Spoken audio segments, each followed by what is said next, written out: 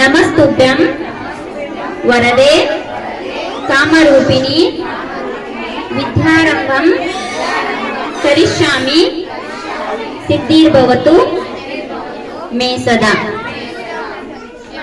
ಮೊದಲಿಗೆ ಓಂ ಎಂಬ ಅಕ್ಷರವನ್ನ ಬರೆಸುವುದರ ಮುಖಾಂತರ ಅಕ್ಷರಾಭ್ಯಾಸವನ್ನ ಮಾಡಿಸ್ಬೇಕ್ರಿ.